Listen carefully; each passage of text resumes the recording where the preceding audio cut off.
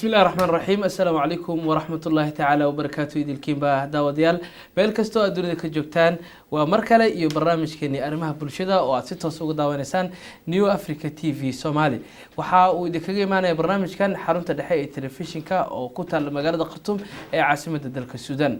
برنامج كان أرمها بالشدة أو تضباط والباه أينو شن هبينو إسكو حكتيدين سوق بينو أيا وحا أينو kaga hadalna arimo quseeya bulshada waxa aynu markaasi ku cazunaa si ay nogala qayb galaan cid aynu isleenahay mowduuca markaasi aynu doonayno inaynu ka hadalno waa ay ku tahay munaasab in ay la falanqeeyaan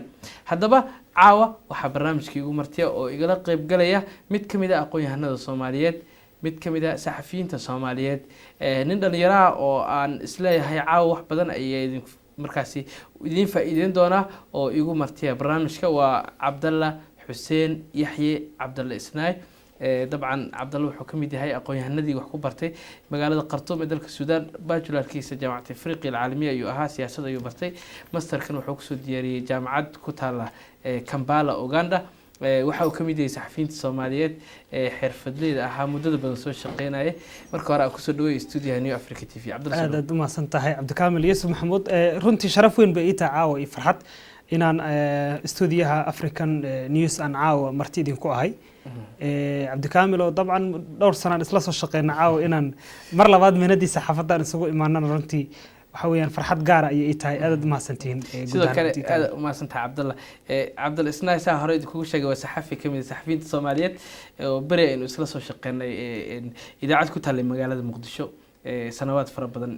ka hor ahayd haddaba caawa Cabdalla waxa uu soo xolanay inuu nala falanqeeyo oo aynu ka hadalno mowduuc xasaas ah oo saameyn badan muhiimna u ah bulshada Soomaaliyeed in wax badan ka ogaadaan waa mowduuca ay dhahaan markii afka Carabiga lagu sheegay al-cawlama adii af Soomaaliya inuu dhignanay caalamiyeenta asaa wax badan inoo qeexdoon Cabdalla barnaamijka hore u gali doona marka hore al-cawlama ama caalamiyein maxaa loola jeedaa iyo qeexitaan ku saabsan macnaha magaca Cabdikaamil oo aad u mahadsan tahay nidaamkan cusub ama waxa loo yaqaan cawlama luqadda Carabiga ama globalization Englishka lagu yiraahdo Soomaali hadii aan ka dhignano noqonayo caalamiyeyn waxa weeyaan in dunida laga dhigo caalam midaysan oo dunidan la isu furo oo aysan lahayn xuduud aysan lahayn bilowga fikradan waxay bilaabatay qarnigii 19aad waxana soo shacab baxday sagaashameeyadii markii uu burburay xisbigii hanti wadaaga ee midowga Sovieti Russia ay hoggaanka u haysay wuxuu leeyahay qaybo kala duwan haday noqon lahayd xagga dhaqaalaha oo ujeedada ugu weyn ee loo aasaasay nidaamkan ay tahay in dunida dhaqaalaha la isu furo oo mataqaana xuduudaha ay noqoto xuduudo wada furan ganacsiga oo aysan lahayn mataqaana canshuur laga qaado oo dunida dhan ay noqoto mid midaysan waxa jira noocyo kala duwan oo ah nooca mataqaana la yiraahdo siyaasadda cawlamada siyaasadda ama cawlamada dhaqanka ama thaqaafada mowduucan caawa waxaan si gaar ah ugu eegaynaa waxa la yiraahdo al-cawlama thaqaafiya ama cultural globalization yani caalamiyeynta culture-ka ama caalamiyeynta dhaqanka bulshada iyo sida dabcan ay u saameynayso bulshada kala duwan oo dunida ku nool waxaana ku saleynaynaa dabcan bulshada Soomaaliyeed marka cawlama ama globalization waa dareemaysaa ereyga global ayuu ka yimid luqadda Carabiga markaadna wuxuu ka yimid caalam marka in caalamka laga dhigo tuulo yar oo mataqaana aad u kooban waxyaabaha caawiyana waxa kamid ah kacdoonadii mataqaana internetyada iyo waxa loo yaqaano kacdoonkii internetyada oo dunida dhan isu wada baahay oo arkayso in maanta anagoo halkan joogno nalaga daawanayo meel waliba telefishinkan hadda wuxuu kamid yahay mid kamid ah wasaaisha ama mid kamid ah waxyaabaha sahlay in nidaamkan la yiraahdo caalama ama caalamiyeynta uu ku gudbo marka cawlama si kooban markaan mushaahidka ama daawadaha aan ugu soo bandhigno wuxuu noqonayaa wax la yiraahdo in dunida laga dhigo tuulo yar oo kooban oo dadkoo dhan iska wada daawanayaan haday noqon lahayd xagga dhaqankii oo dhaqankii oo la isu furo oo bulsho waliba dhaqankii ay lahayd inta la tirtiro dhaqan dunida mataqaana ay dalalkan Mareykanka iyo horboodayaan ama reer galbeedku ay mataqaana ay wataan in laga dhigo marka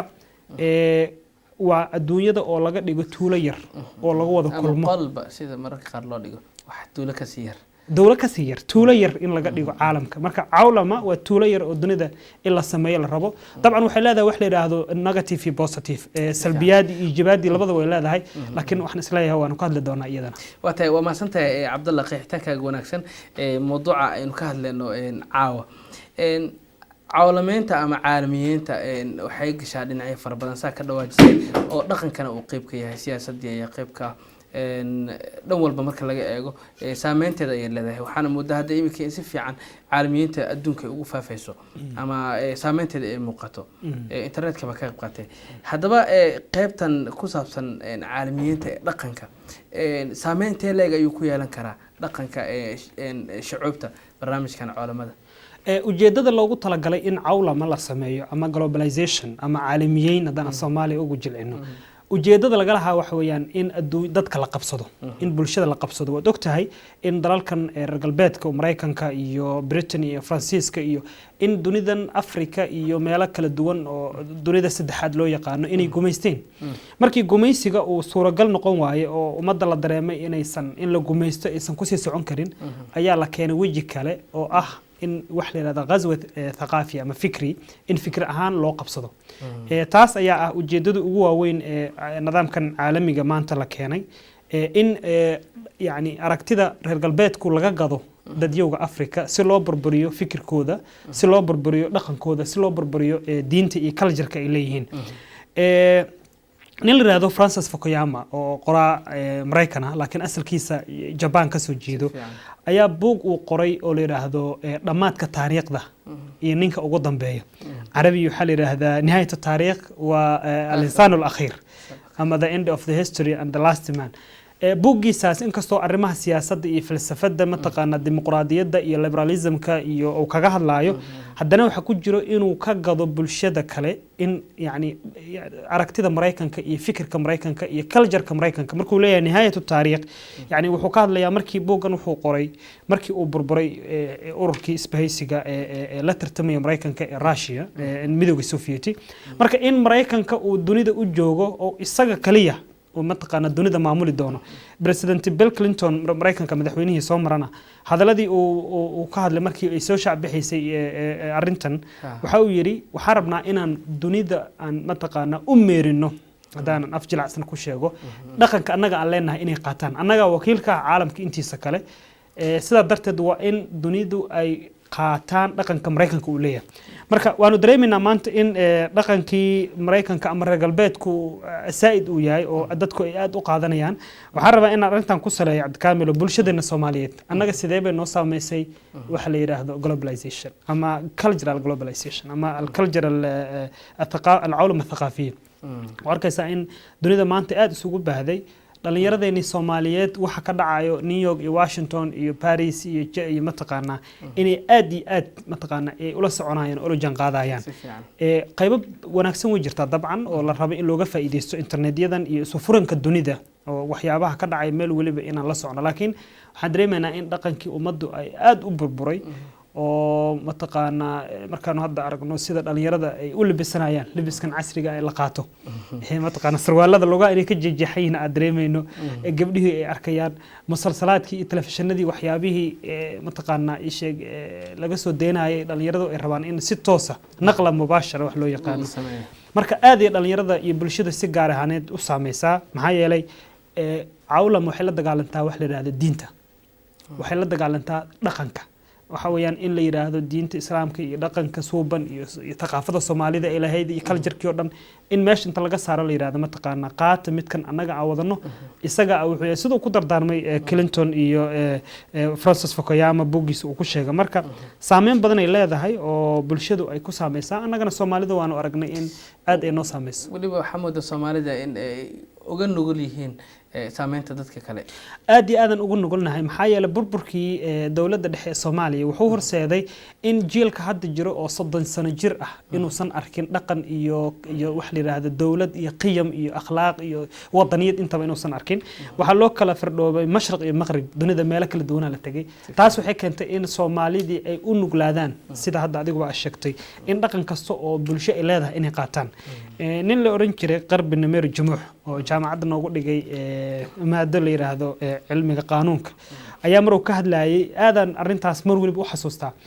waxyaabo uu ka hadlayay waxa kamid ahaa burburka thaqaafada ama wax la yiraahdo yani dhaqanada oo burbura waxa uu yiri Soomaalida uu ka soo qaatay waxa uu yiri Soomaalidu aad ay u saameynaysaa wax la yiraahdo cawlamada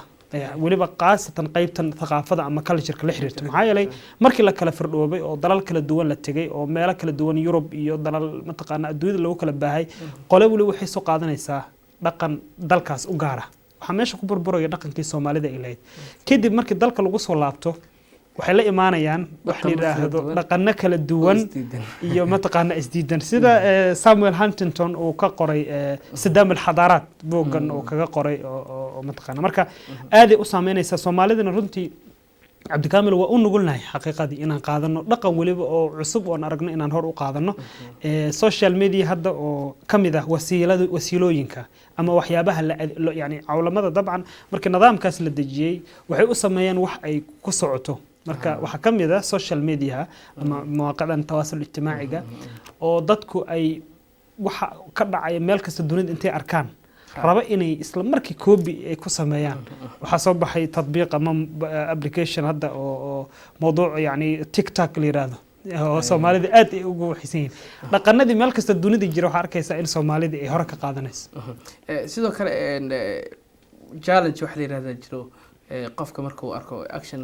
la sameynayo inuu sameeyo kadibna ku xujeysto asxaabtiisa inuu hore ka sameeyo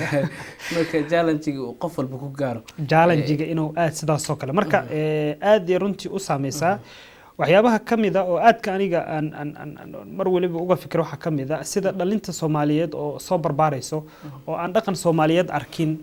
ay mataqaana u qaataan dhaqanadan reer galbeedka oo loogu talagalay in lagu dumiyo musalsalada inta badan aflaamta lagu soo jiro oo dhaqanka ay bulshadaas leedahay iyadoo lagu saleynayo inta la sameeyo kadib Soomaalidii ama af Soomaali loo saaro ama luqad kale intay daawadaan ay rabaan inay aad u qaataan oo luleeyahay musalsal heblowan ka daawanay sheekada haba ugu badnaadee arrimaha mataqaana furiinka gabdhaha iyo mataqaana guurka arrimahaas aad u saameysa Soomaalida marka khatar badan ay leedahay waxa la yiraahdo cawlamada ama caalamiyiinta oo anagu si qaas ah maadaama burbur badan oo nagu dhacay aysan jirin jihooyin wacyi gelisa bulshada dawlad mataqaana awood leh oo wacyi gelisa aysan jirin marka dhalinyaradu waxay noqdeen inay u nuglaadaan fikradahaas soo tahay su'aalo far badan ka weydiin doonaa mowduucan ku saabsan Cabdalla barnaamijka qabiis hore aynu ku guda jirnaa faasil oo nawaasil inuu yarna sanayna isku soo laabanayna markale daawadayaal barnaamijkii arrimaha bulshada aynu ku guda jirnaa mawduuca caalamiyiinta iyo saxafi Cabdalla Xuseen Yaxye Isnaay ayaa inoo miiska saaran caawa aynu isku soo laabanayna wax yar kadib qadar xayisiina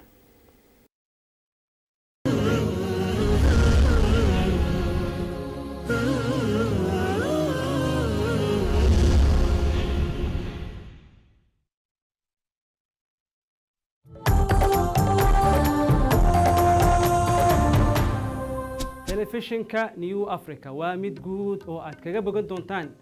barnaamijyo kala duwan kuwaas oo taabanaya dhan kasta oo nolosha ah waxaana si gaar ah loogu talagalay bulshaweynta Afrika kuna baxaya afaf kala duwan sida Sawaaxiliga, Hawsaha, Ahmaariga iyo afka Soomaaliga fariintiisuna waa xal u helida dhibaatooyinka jira qaaradan isagoona u maraya qawaaniinta iyo shuruucda saxda ah ee u degsan warbaahinta xaruntiisuna waa Khartoum, Suudaan higsigeenu waa barwaaqada Afrika iyo horumarkeeda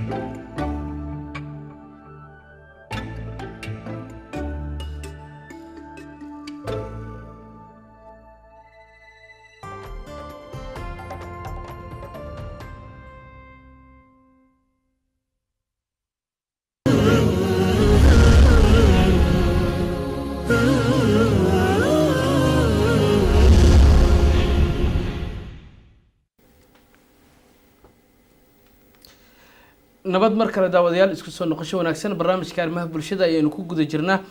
qaybihii dhexe ayaynu usii gudbaynaa waxaynu ka hadlaynaa mawduucii ku saabsanaa caalamiyiinta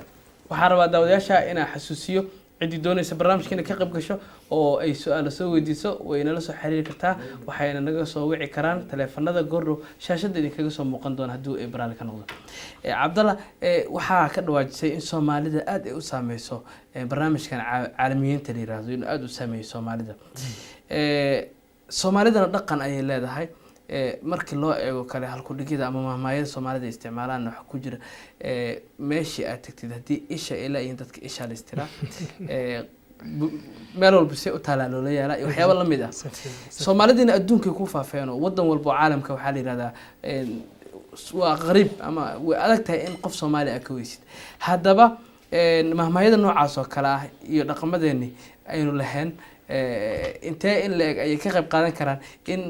cawlamada saameyn adag ay nagu yeelato aada u mahadsan tahay cabdikaamil waa sidaa u sheegtay soomaalidu waxay tirahdaa meel haddaad tagto sida ay u taalla ayaa loola yaalaa oo haddii dadku ay ilaa yihiin adina ila la istiraa taas waa sax nidaamkan cusub ee dunida la yiraahdo cawlama ama globalization oo 90-meeyadii markii uu burburay isbahaysigii uu hogaaminayo Russia oo Mareykanka ay ku kala noqotay talinta iyo awoodda dunida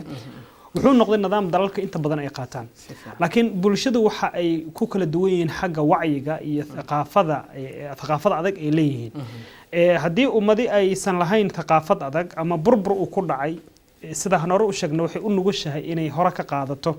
wax la yiraahdo dhaqanadaas kala duwan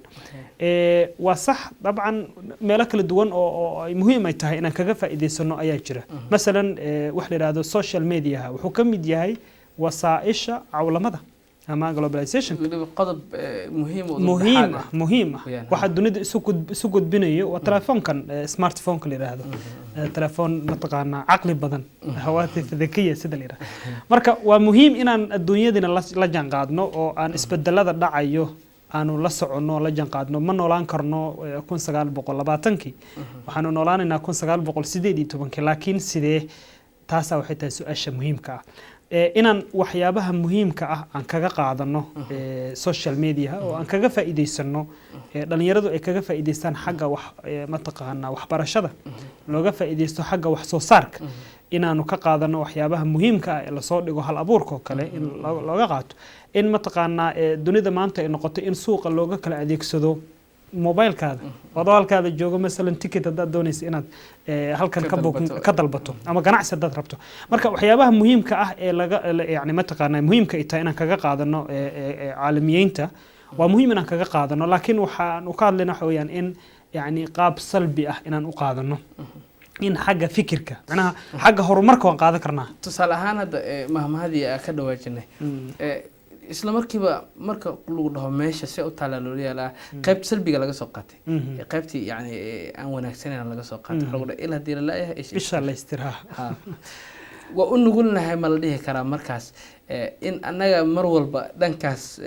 xumaantoona wax ka waxaa leedahay waa maamaha dhiirigelinayso in xumaantii lagu sii siqo waa la oran karaa marka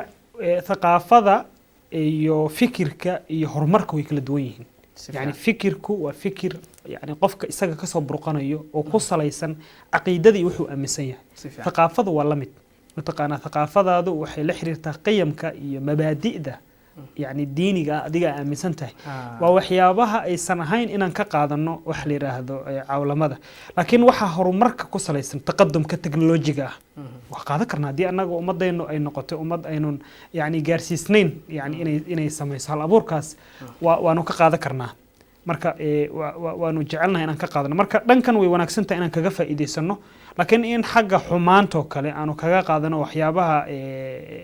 fikrada xun ee lagu soo bandhigayo social media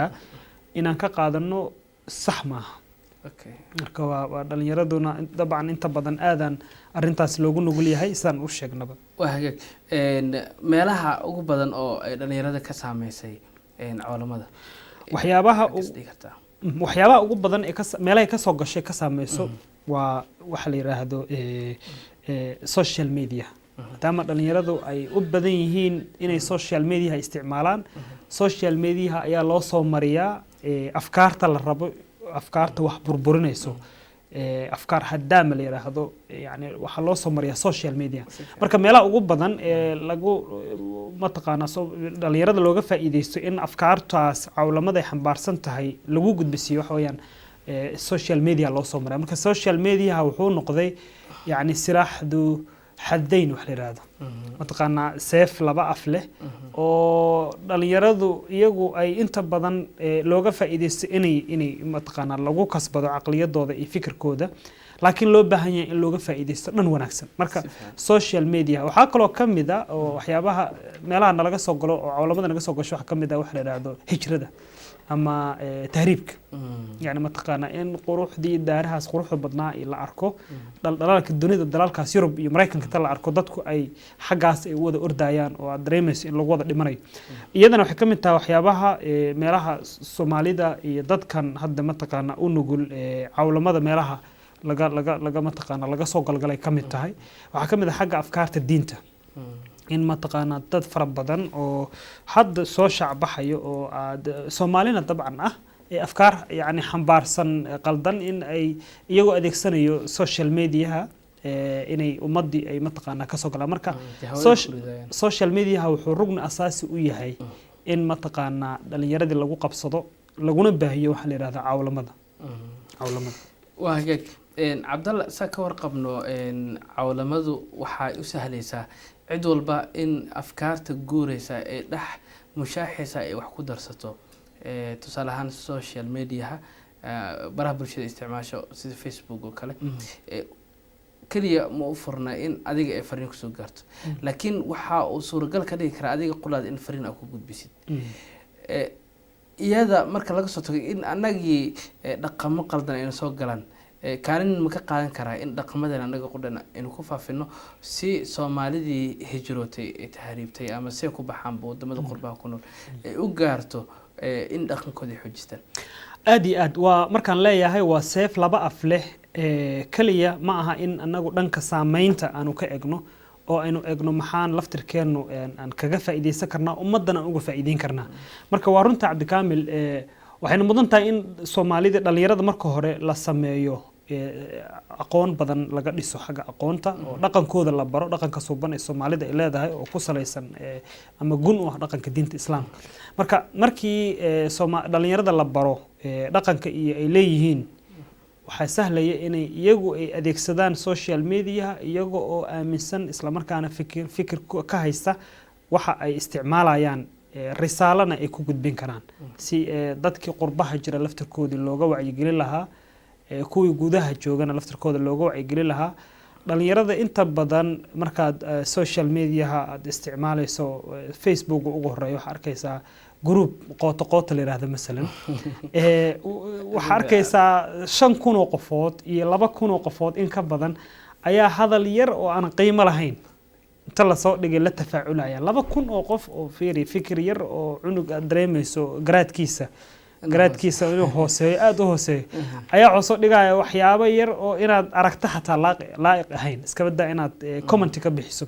marka 2,000 oo qofood iyo ka badan ayaa waxay sameynaysaa reaction inay comment ka bixiso inay like saarto inay share saarto haddii marka dhalinyaradu ay fahansan yihiin ujeedada laga leeyahay in la isticmaalo social media dhaqankoodana la wanaajiyo waxay saalaysaa inay ku gudbistaan afkaar wanaagsan in waxyaabo wanaagsan sida dalka in la dhiso kale in afkaar wanaagsan mataqaana ay isu mariyaan laakiin waxaan arkaynaa in xaggii qabyaalada haddii la rabo in la adeegsado in loo adeegsanayo social media haddii la rabo in dalka la dhibaateeyo oo qolo doonaysa inay dalku dhibaateyso inay social media ay rabto inay adeegsato afkaarteeda ay kusoo bandhigto marka cawlamadu yani saameyntaasna way leedahay waana u bedeli karnaa annaga loo bedeli karaa in la badiyo telefishinada kale iyo idaacadaha inay laftirkoodu ay badiyaan barnaamijyada wacyigelinta bulshada oo looga digayo afkaarta xunxun ee cawlamada ma aha inaan adduunyada ka dhigayno mataqaanaa adduunyo wada xun dadku laga cabsiinayo inay la isticmaalo oo dadka qaar waxaa la yiraahdaa waxay yiraahdaan xataa mobile caadi ma isticmaalayo waa dembi marka saas ma dhayno waxaan rabnaa in mataqaanaa mucaasaradan iyo casrigan dunidana lala jaan qaado mabaadi'da iyo akhlaaqda wanaagsanna lagu dhaganaado oo la haysto oo marka waa runta cabdikaamil waa loo gudbin karaa waa laga faa'iideysan karaa waana la bari karaa dhalinyarada in ay u adeegsadaan qaab wanaagsan social media si cawlamada wejigeeda sharta yani wadato laysaga xijaabo waa tahay tusaale kala rabaa in aan ka dhawaajiyo kadibna aan kaas weydiiyo su-aal adiga qudhaadana yara dhinac ka taabatay marka shay aan wanaagsaneyn lasoo dhigo ama qoraal ha ahaado ama muuqaal ha ahaado ama sawir wuxuu doona ha ahaadee tafaaculkiisu wuu badan yahay dadka markaas ama commentiga ka bixin ama aad ayuu u farabataa marka wax wanaagsan lasoo dhigana wuu yaraada tafaaculkiisa hoos u dhaca arrintaas naftirkeeda waxaa laga yaabaa in suuragal ay ka dhigto in niijo badan ay ku rido cid walba uu ka shaqeyn lahayd in dhanka iijaabiga dhanka wanaagsan ay u isticmaasho social media waxyaabaha noocaas oo kale marka maxaa is leedahay maxaa sababay ma dadkii wanaagsanaa ayaa ku yar isticmaalka baraha bulshada isticmaasho mase dadkii wanaagsanaa ayaa wanaagoodii la gaabiyo oo la iman waayay goobtii looga baahnaa waa sida u sheegtay cabdikaamilow markii lasoo dhigo kilib yar oo waxyaabo aan akhlaaq ahayn ka hadlayo ama qoraal yar ka hadlayo wax aan akhlaaq lahayn ama xataa qof aan ognahay waxa uu yahay qiimo ahaan iyo dad ahaan markuu wax soo dhigo waxaa arkaysaa in intaasoo kumanaan qofood haddaysanba mataqaanaa milyan gaarin inay commenti ka bixinayaan wax wanaagsan ama wacdi ha noqdo ama dardaaran ha noqdo ama fikir wanaagsan oo xikmad ha noqoto ama fikir dadka iyo dalkuba ay wax ka faa'iideysan karaan cid fiirinaysa habarate ma jirto su-aasha marka ma dadkii xumaa ayaa facebooka iyo social media ku batay maya dad wanaagsan oo isticmaalo way jiraan laakiin aragtida dadkii ka badnaa ayay qaateen waxaan arkaa mararka qaar group qooto ayaa wax la soo dhigay dad aad dareemayso aad u dagashanaya qooto wax badan ku soo celiyay sorry waxaa arkaysaa yani qof aad aqoon iyo darajo ahaan meel wanaagsan ku ogtahay haddana comment ka bixinayo wax yar oo aan u qalmin oo qof waxa uu soo dhigay marka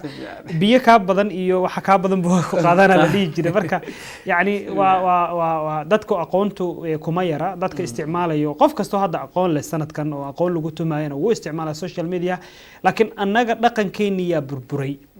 waxaanu qaadanaa dhaqanka yaalo social media Facebook dhex yaalo yaa dhaqankaas macallimiinka ah ilmo yaryar oo iyo gabdho yaryar ama dad mataqaana intay tahriibeen Yurub tagay ayaa macallimiinka ah iyaga waxna baro يعني صراحة مركان قاعد لنا مركا وصح يعني دتكو لفتر كودو مرة بان وح وناكسن مركا لصور لقى إنه يشير جريان وحنا عدسل لها إن دليرة أقوياء هذا أن كتب من إن أقوياء يهين لا تفاعل وحلي هذا قاط يجروبية دلمتك نضع اللي قاط جروبية كلا يجرا إن أنا كبدلنا جروبية وناكسن واحد سكرة يعني ضل كأنه وقتها وحب هي دليرة وحبرتي mataqaanaa culture-kan mataqaanaa oo cawlamadana aan kaga faa'iideysano inaan dadku wax lagu baro aan wax ku barno waata qodob kale raba inaan ka dhawaajiyo marka qaar waxa laga yaabaa dadka wanaagsan naftirkooda in salbiyada leeyihiin marka salbiyada leeyihiin ku dhahayo waxa laga yaabaa shay wanaagsan oo wax ka wanaagsan inay sameyn lahaayeen ka gaabiyeen inaa ula jeedo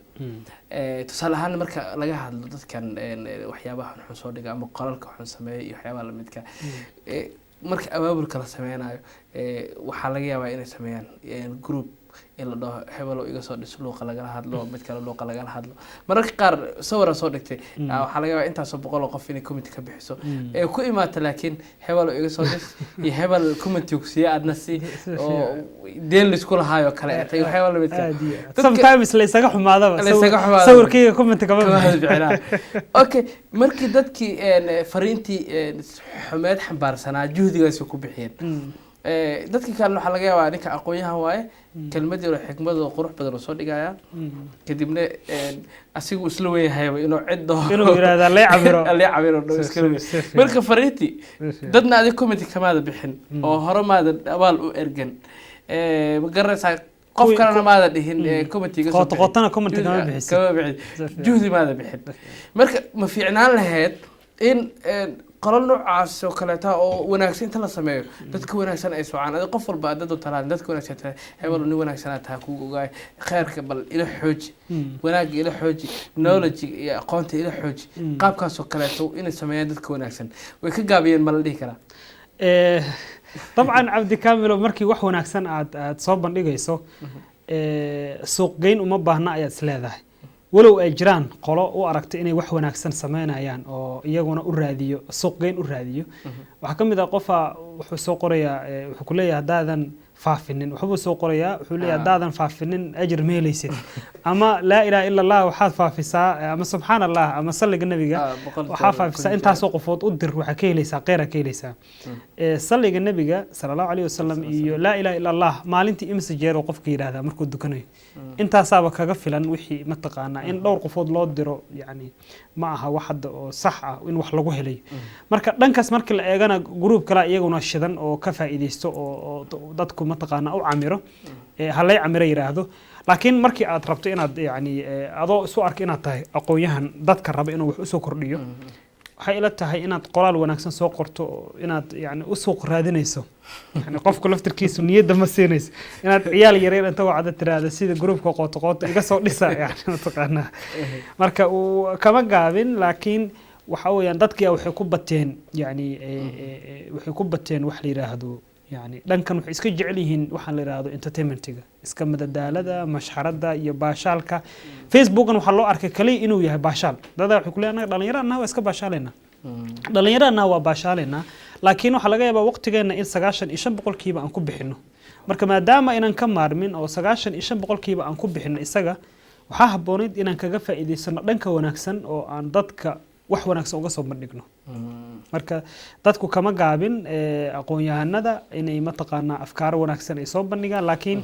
haddii markay dareemaan inaan waxoodii suuq uusan lahayn badeecad markaad suuq markay leedahay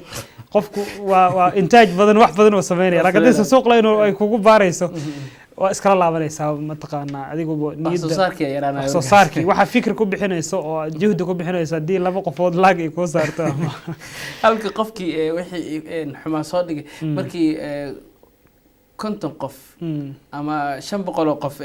soo la garayso ku dhiiranayo in mar kale uu sameeyo waxyaabo kale to kasi qosol badan inuu wixii oo isagana la jaan qaado aragiyo wata Cabdalla barnaamijkeena ku guda jirnaa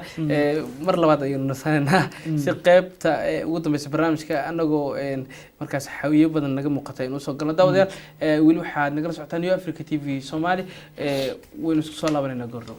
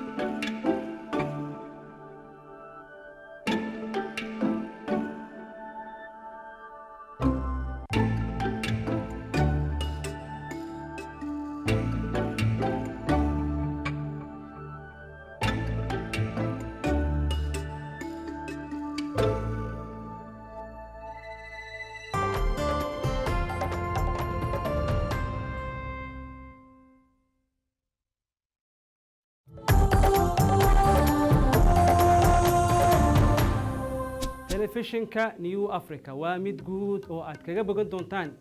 barnaamijyo kala duwan kuwaas oo taabanaya dhan kasta oo nolosha waxaana si gaar ah loogu talagalay bulshadeynta Afrika kuna baxaya afaf kala duwan sida sawaaxiliga hawsaha ahmaariga iyo afka soomaaliga fariintiisuna waa xal u helidda dhibaatooyinka jira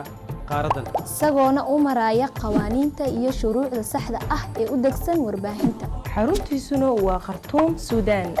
hiigsigeenu waa barwaaqada afrika iyo horumarkeeda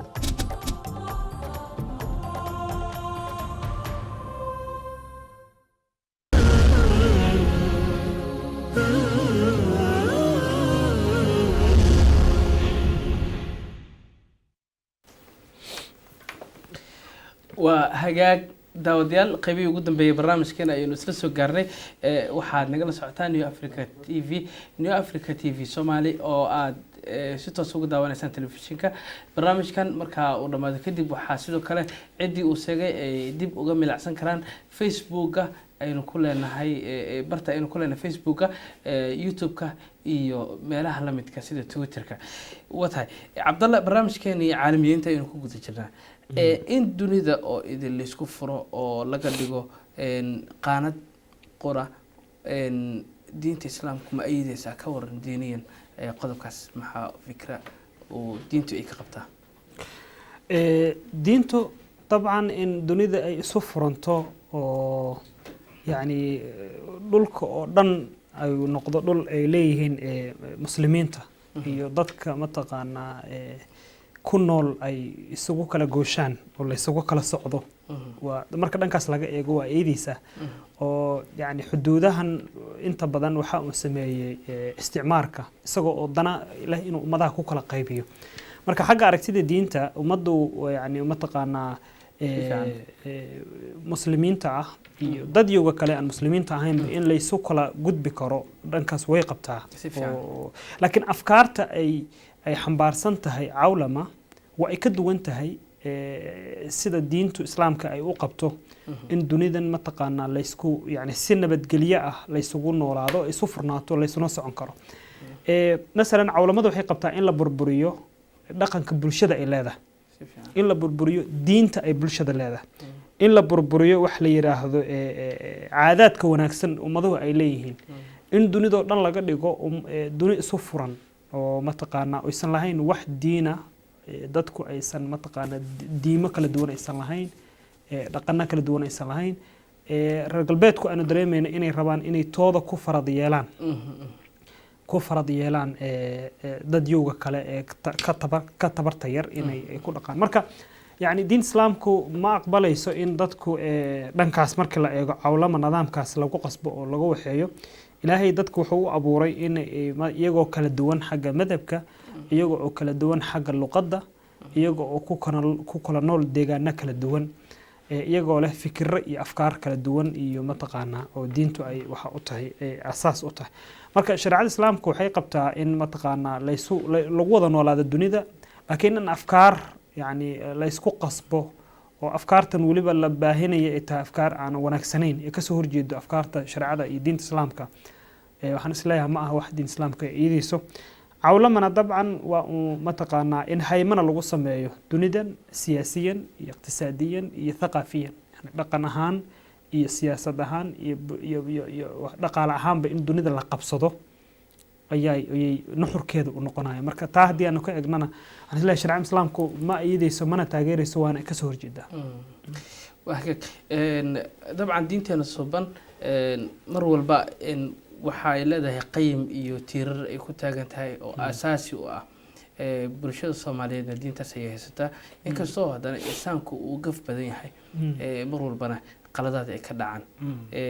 saa ka dhawaajisay ahdaaftii qorshihii loo dejiyay cawlamadu iyo diinteena qayimkeedii isma qaadanayaan isma qabanayaan soo marka lama dhihi karo marka laga soo tago dhaqamada bulshada halista ay cawlamo ku tahay sidoo kale waxay halista ku tahay diinteena suuban in dadka xataa ay tashwiish ku furto problem galis طبعا waa qodob muhiim waaye cabdikaamil cawlamadu waxyaabaha ay halista ku tahay markii laga yimaado dhaqanka bulshada ay leedahay waxa kamid ah diinta caqiidada in caqiidadu diintu ay dadku ay aad u saameynayso oo dunidan hadda social media la isugu wada furay internetka iyo wax la yiraahdo thawra teknolojiyadaas iyo inay ummaddii ay ka yacni saameynayso xagga diinta iyo akhlaaqda wanaagsan iyo caqiidada wanaagsan. marka mid ka mid a hadafyada ay higsanayso cawlamada waxaa ka mid a in dadku ay xagga diinta iyo caqiidada diinta ay leedahay ay leeyihiin inay ka saameyso. marka waa sidaas waana sidaa u sheegtay yani halisayna keenaysaa in mataqaanaa bulshadu mataqaanaa qodobkaas hadaysan ku baraarugin waxay noqonaysaa in masala hadda waxaynu arkaynaa dad fara badan oo Soomaali ah oo galay diinta Christianity-ga ama Kristaan Masiixiyiin noqday. yani waxyaabaha ay ku saamoobeen waxaa ka mid ah waxa la yiraahdaa cawlamada ama nidaamkan caalamiga cusub. meesha ay dadku iyaga laga soo saameeyana waa can dariiq social media. iyagu waxay message-kooda ku gudbinayaan oo ku gudbinayaanna waxa waaye waa social media. Soomaali soo istaagayso dhahaysa annaga waxaan nahay Kristaan aan nahay waxaan qaadanay diintaas aan qaadanay ama diinta aflagaadeynayso ama nabiga kaleey sallallahu alayhi wasallam aflagaadeynayso ama kuwa shiica noqday. marka يعني هذه حق الدين تهلس وقتها عولمة أما نظام كان اللي راهدو نظام العالم الجديد أما نظام كعالميين تا. أوكي وما سنت عبد الله هذا نظام كعين كاسي هلس تكوا ثقافة دي يو نقنكي يو دين تاني سبنات انتبه وحبها أنت إن له الحال لا مركزي مانج كري أو قاب نظام سن لو قرتو sida wanaagana loo isticmaalo xumaantana laga tago. arintaasina waxay u baahan tahay saa horeba uga dhawaaqay in la helo wacyigelin far badan in helaan dhalinyarada. haddaba waayo cidda looga fadhiyo in dhalinyarada ay wacyigeliso waajibkaas u saarnaa dabcan gabay sida muuqata. si loola dagaalamo nidaamkan la yiraahdo cawlama ama globalization Soomaalidana mataqaanaa dadka looga wacyigeliyo waxay u baahan tahay dhowr sababood ama dhowr cawaamil ay u baahan tahay. marka ugu horeysa waxay u baahan tahay manhaj waxbarasho oo tayo leh oo dadka bara manhajka dadka bara dhaqanka ay leeyihiin iyo diinta shariicada islaamka aad u baro. taana waxay u baahan tahay in la helo dawlad awood leh oo Soomaaliya oo dhan hanato oo keenta diyaarisa manhaj mataqaanaa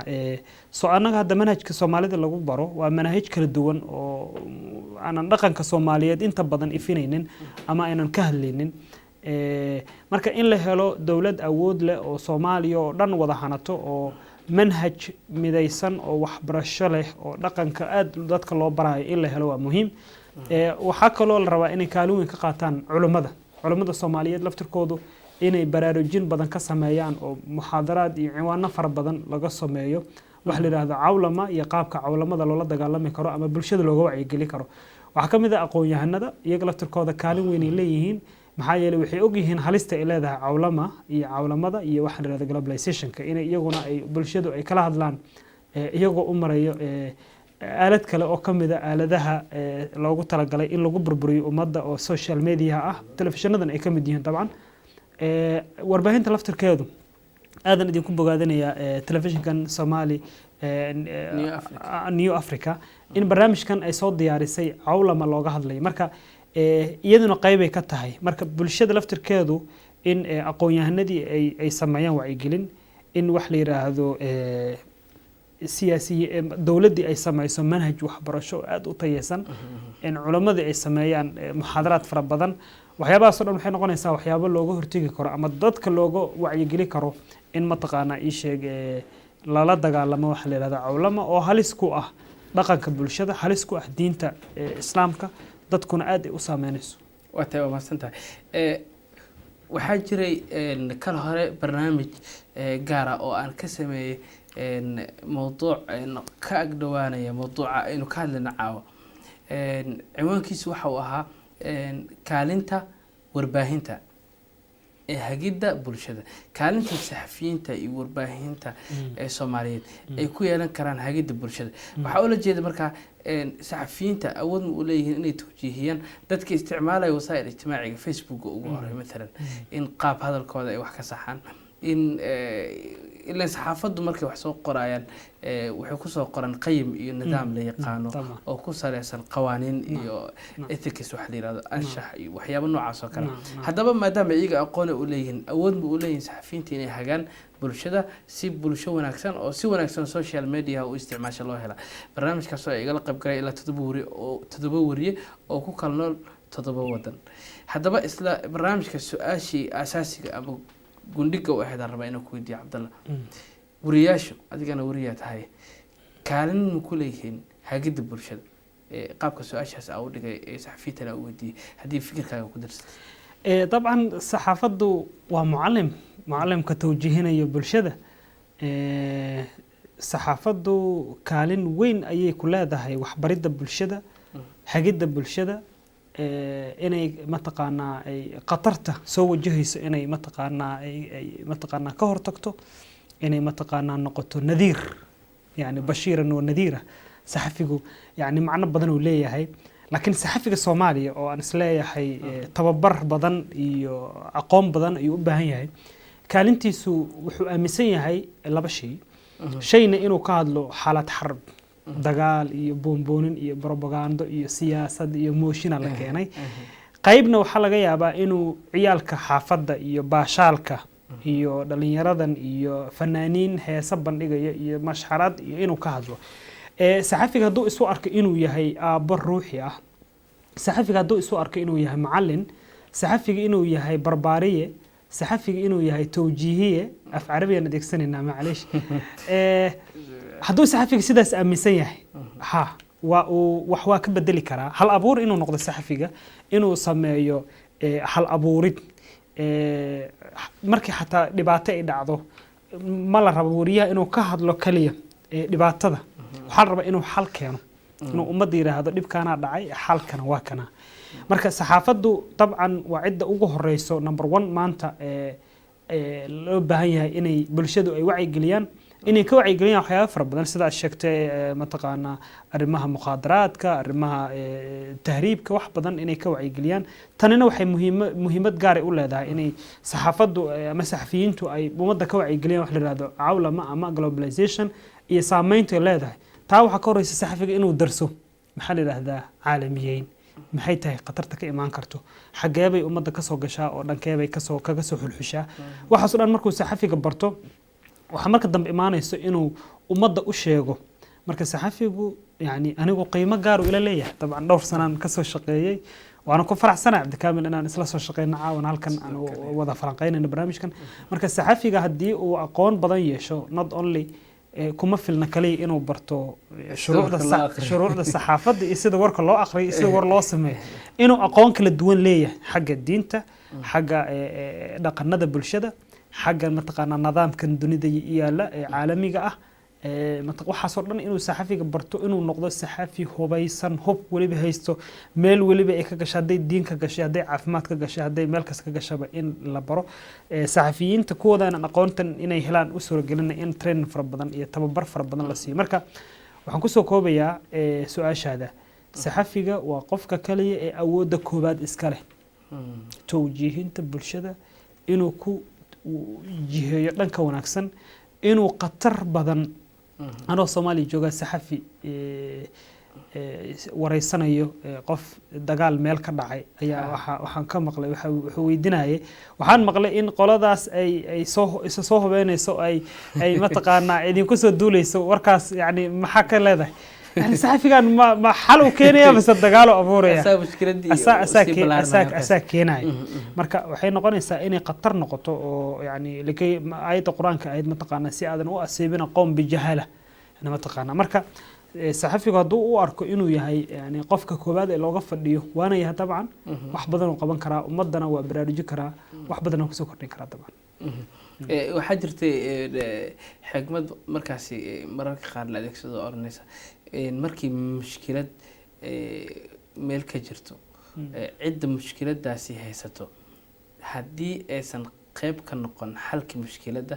waxay qayb ka tahay mushkiladii oo meesha taagan noqonaysa macnaha saxafiga haddii uu noqon waayo mid xal u hela hagidii bulshada baraha bulshada isticmaalaysa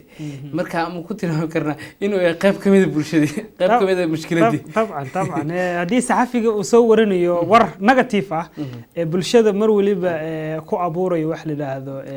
niyad jab iyo qalqal ku abuurayo motion laga keenay madaxweyne fulaan qol heblaaya ayaa meel xiratay dagaal meeshan ka dhacay saxafiga Soomaaliya hadda jirana yani reality markaan ka hadalno annaga oo aan kamid ahayn xilligan ka shaqeynay waxaan ku soo barbaarnay fi xaalad harb yani dagaal aan ku soo wada barbaarnay waxaan ku soo baranay sida loo sameeyo covering ama taqdiir loogu sameeyo dagaalada dada dhintay dada la baabi'iyay dada sameeyay ma baran in yani wax la dhiso marka saxaafadda hadda waan ugu hambalyeynaya inay gaareen marxalad la joogo marxaladii oo building la sameeyay nabadda la sameeyay طبعا saxafigu waana sida sheegtay haduusan dhibaatada haduusan xal ka gaarin oo xalka qayb ka noqon طبعا mushkiladu qayb ka yahay mushkiladu qayb ka yahay wata in kastoo mawduucani moogtahay saxafiyiintu sibay dadka kale uga duwan yihiin waxaa la yiraahdaa marka dadka insaanka caadiga 5 dareen ay leeyihiin ay wax ku dareemaan al-ihsaasaat al-khamsa saxafiga mid lixaad oo dheer oo dadka uu kaga duwan yahay soo marka saxafiga wuxuu la mid yahay la yiraahdaa eyga hadaan adeegsado eragaas oo laga yaabo inay waxa loo qaato laakiin xagga dareenka yani waa ka nugul yihiin dareenka waa kaga nugul yahay yani xayawaanada kale eygu 6 dareen uu leeyahay sida la sheego annaguna dabcan wariyaashan waxay leeyihiin 6 dareenka lixaad oo dareenka marka qoladaas iska dhigay okay marka maadaama dareen lixaad uu leeyahay saxafiyiinta Soomaalida dareenkooda lixaad dagaal ma wax kale soo qabtay mislada dagaal ayuu soo qabtaa colaado soo qabtaa environment-gana keenayo wax hadda annaga aan si qaas ugu dhaliilayna maaha environment-ga wuxuu yahay environment ay ka barteen ama deegaanka ay ku nool yihiin waxay yihiin inay ka barteen dagaal wariyaha wuxuu aad u jeclaa inuu mar codkiisa laga maqlo telefishin raadiyaha laga maqlo isagoo oo tabanayo war iyo dagaal meel ka dhacay waliba geesi uu soo argay inuu tago furunta dagaalku uu ka soo waramo marka yani saxafiga noocaas hadii tababar badan la siiyo oo isaga la tirkiisa isu arkay inuu aqoon badan qaato wayna qaateen hadda dhalinyarada inta badan saxaafadu aqoon badan ay qaateen waan isleeyahay waa wax badan ay hagaajin Cabdalla bilmunaasaba waxa ku soo shaqeysay xilli dagaal oo xaalad adag lagu jiro barnaamijku naga dhamaaday laakiin habeena si gaar ah waxa jeclaan lahaa in ugu falaqeen waayahaagii saxaafadda iyo maraaxiishii soo martay dhibaatooyinka la soo kortay dabcan adiga iyo cid kugu hareeraysan saxafiyiinta fursad saciid ay tahay waan ku faraxsanahay caawin barnaamijka igala qayb gashid bulshada iyo aniga waxaan rajeynayaa in wax badan ka faa'iidnay mawduuca عالمه برنامج كلا نقدر قيب قلدون إن شاء الله تعالى وحنكون سوق بقبلنا أنت برنامج كنا داوديال عبد الله حسين يحيى عبد الله إسناي وريه عد كنا مقالة الجوهر كدي بنور بهنا كلا كسر شقية حل الجوهر وريها كها عد كنا بدأ أن مقدس مركز وجهه أي برنامج كلا قيب قلي أنا جو عبد الكامل يسفيدين ده هنا برنامج كان أنت إنه مثل ما يدكوا كل مدونه أنا جاي صاحب كي عبد الله وحنو يدك تجينا سيدا سيونا بتقليه والسلام عليكم ورحمة الله وبركاته شكرا عبد الله شكرا